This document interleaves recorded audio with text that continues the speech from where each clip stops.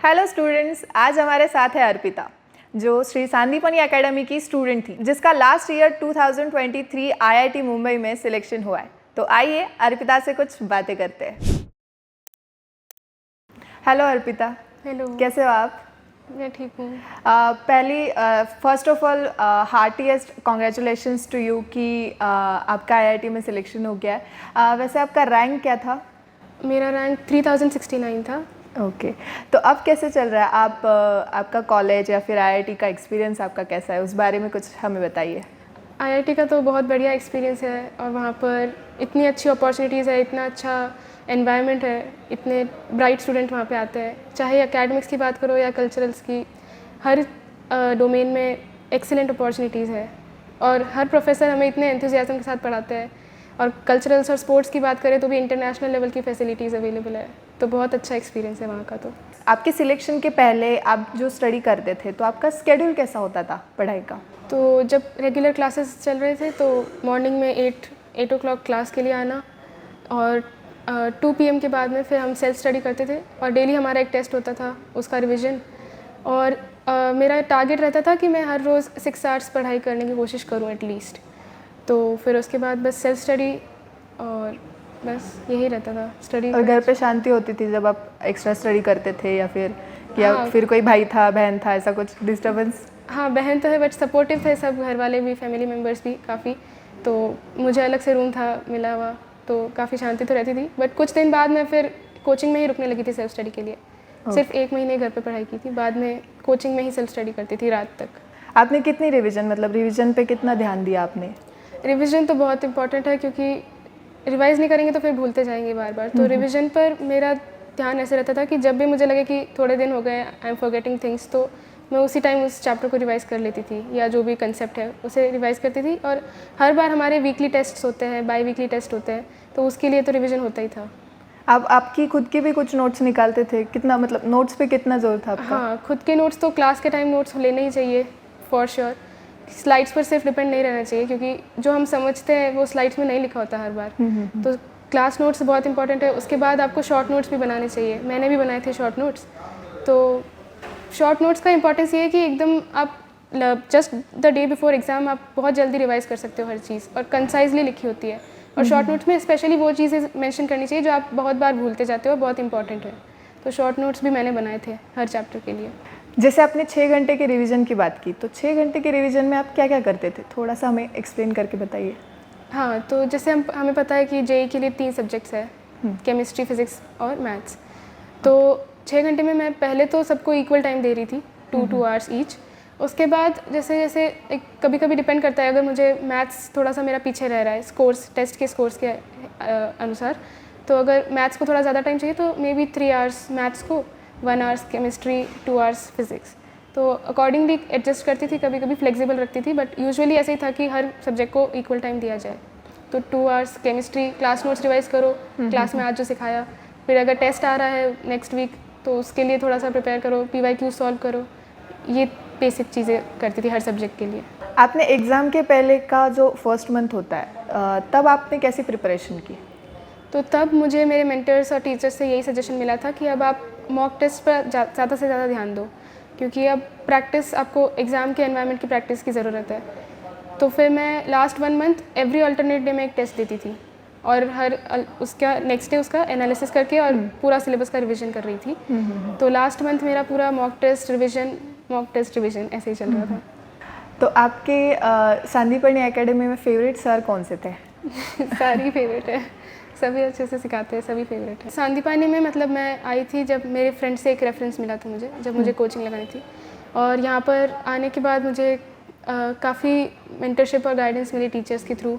Balraju sir ने काफ़ी help किया, पर्सनली काफ़ी गाइडेंस दी उन्होंने। फिर मेरे मेंटर थे राहुल सर, उन्होंने भी काफ़ी गाइड किया। और कभी जैसे लो मोमेंट्स आते हैं प्रिपरेशन के दौरान, तो उस टाइम पे भी we can always talk to our mentor ताकि थोड़ा मोटिवेशन मिलता रहे। और हमेशा उनका यही कहना था कि अपने तरफ से 100% एफर्ट देना हमारा काम है। तो उनकी तरफ से जो भी वैल्यूज़, मॉरल सपोर्ट जो मिला था, और एकेडमिक सपोर्ट तो था ही, बट जो ये मॉरल सपोर्ट मिला था ये बहुत ज़्यादा इंपॉर्टेंट था मेरी जर्नी में। और बाकी अगर बताऊँ तो फाइनेंशियल सपोर्ट भी काफ़ी किया। स्कॉलरशिप के थ्रू उन्होंने मेरे फीस मतलब फ़ीस पेमेंट में भी मुझे दिक्कत नहीं आई ज़्यादा। बढ़िया। एकेडमी में जो डाउट सॉल्विंग होती थी तो वो आपको कितनी हेल्पफुल रही? डाउट सॉल्विंग सेशंस तो बहुत ही ज़्यादा हेल्पफुल थे और टीचर्स और हमेशा अवेलेबल रहते थे। उन्हें अगर पर्सनली मिलकर टाइम नहीं देना पॉसिबल हो रहा है तो वो हमसे टेक्स्ट पर मांग लेते थे डाउट्स, जिनका वो वीडियो सोल्यूशन भी भेज देते थे कभी-कभी। तो बहुत हेल्पफुल थे वो सेशंस भी। और आप वैसे कितने फ्रिक्वेंटली जाते थे डाउट सॉल्व करने के लिए? पर्सनली तो मैं ऐसे 1 to 1 अगर डाउट सॉल्व करना हो तो वंस इन अ वीक ही जाती थी, बट ऑन टेक्स्ट मैं काफ़ी डाउट्स पूछ लेती थी कभी-कभी। मतलब जैसे भी आपको डाउट्स आते थे आप वैसे टेक्स्ट के थ्रू सॉल्व कर लेते थे। आजकल हम देखते हैं कि जेईई की पढ़ाई करते वक्त बच्चे क्या करते हैं, बहुत सारी यावा से पढ़ाई करते हैं, लेकिन आपने किस चीज़ को प्रायोरिटी दी, मतलब पीवाईक्यूज़ को या फिर आप पूरा स्टडी करती थी? तो ये तो मैं कहना चाहूँगी कि एक ही रिसोर्स को पकड़ के रखो, आप एक ही कोचिंग से सही से गाइडेंस लो तो अच्छा होगा। और मैं पीवाईक्यूज़ ही रेफ़र करती थी, सबसे ज़्यादा प्रायोरिटी पीवाईक्यूज़ को ही थी। इसके अलावा मैंने जैसे पहले भी कहा कि रेफरेंस मटेरियल बहुत बाद में यूज़ करना चाहिए अगर ज़रूरत पड़े तो, बाकी PYQs are more than sufficient. और ऑलमोस्ट वैसा ही ट्रेंड रिपीट होता है और टीचर्स भी हमें उसी के अकॉर्डिंग सिखाते हैं, क्योंकि वो एक्सपीरियंसड है, उन्होंने इतने सारे पेपर्स का एनालिसिस करके देखा है, तो उन्हें पता है कि किस कंसेप्ट से किस टॉपिक से क्वेश्चन आने वाला है। तो अननेसेसरी टाइम वेस्ट करने से कोई मतलब नहीं है, क्योंकि आफ्टर ऑल हर क्वेश्चन को 4 मार्क है, तो जिस क्वेश्चन से आप स्कोर कर सकते हो ज़्यादा, उसी की प्रिपरेशन अच्छे से करनी चाहिए।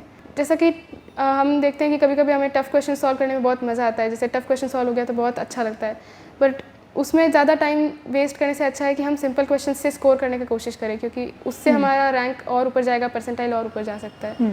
तो पीएचडी तो हमें करनी नहीं है, जेईई का एग्ज़ाम क्लियर करना है, तो इसलिए जितना स्कोर से भी थोड़ा सा ओरिएंटेड रहना चाहिए, ज़्यादा पढ़ाई के मतलब ज़्यादा इधर उधर से नहीं पढ़ना है। तो अभी जो आपको स्टूडेंट्स देख रहे हैं, तो जो आईआईटी में जाना चाहते हैं, तो आप उन्हें क्या सलाह दोगी और आईआईटी में जाने के लिए क्या करना पड़ता है, अब क्या कहोगी? यही है कि आप पूरा कंसिस्टेंसी और डिटर्मिनेशन से अपनी प्रिपरेशन अच्छे से करो। आपको कभी भी कोई भी हेल्प की ज़रूरत हो तो अपने टीचर्स को हेल्प मांगने में कभी भी शर्माना नहीं चाहिए। Never shy away from asking for help. और यही कहूँगी कि अपनी तरफ से 100% एफर्ट दो, कि at the end of the day you should feel कि हाँ मैंने मेरा 100% दिया था। लास्ट में आपको रिग्रेट नहीं होना चाहिए। तो हर दिन इतना अच्छे से तो पढ़ाई करना चाहिए और एटलीस्ट 6 आवर्स ट्राई करो कि सेल्फ स्टडी हो सके। सेल्फ स्टडी बहुत इंपॉर्टेंट है। क्लासेस अटेंड करने के बाद अगर हम खुद नहीं पढ़ेंगे तो रिटेंशन नहीं होगा उस चीज़ का। सही है। तो हमेशा रिवीजन बहुत इंपॉर्टेंट है। फिर क्लास, और अगर रिसोर्सेज बताऊं तो आप class notes, NCERT, PYQs more than sufficient होता है। इसके बाद आप रेफरेंस बुक्स पे जाओ तो ठीक है, नहीं तो और जो कोचिंग मटेरियल होगा वो। और इसके अलावा अपने अंदर हमेशा एक मोटिवेशन जगा के रखो, क्योंकि आपने, और एक कॉन्फिडेंस रखो अपने ऊपर, क्योंकि खुद के अंदर जब फेथ होगा तभी आप कुछ अचीव कर पाओगे। तो never let that confidence go away. चाहे कभी भी स्कोर कम आए तो अपने मेंटर से डिस्कस करो। लो मोमेंट्स के टाइम अपने फैमिली से बात करो। अपना फ्रेंड सर्कल ऐसा रखो जो कि सपोर्टिव हो, एनकरेजिंग हो आपके लिए। तो ये सब ध्यान में रखते हुए अपनी तरफ से बेस्ट देते जाओ। ज़्यादा स्ट्रेस नहीं लेना है और एकदम नेग्लेक्ट भी नहीं करना है। जैसे कभी कभी होता है कि हम एक वीक बहुत अच्छे से पढ़ाई कर लिया, नेक्स्ट वीक बिल्कुल अच्छे से नहीं किया, तो इस तरीके से नहीं होता है। कंसिस्टेंसी और डिसिप्लिन बहुत ज़रूरी है जेईई की जर्नी में। तो कंसिस्टेंसी, डिसिप्लिन, डेडिकेशन और हार्डवर्क को ध्यान में रखते हुए आप भी अचीव कर सकते हो और आईआईटी आ सकते हो। Thank you so much Arpita, you are the pride of Shri Sandipani Academy. और हमें सच में आप पे बहुत गर्व है और आज आपने जो कुछ भी बताया सारे स्टूडेंट के लिए बहुत इंस्पायरेबल होने वाला है। So thank you so much for this.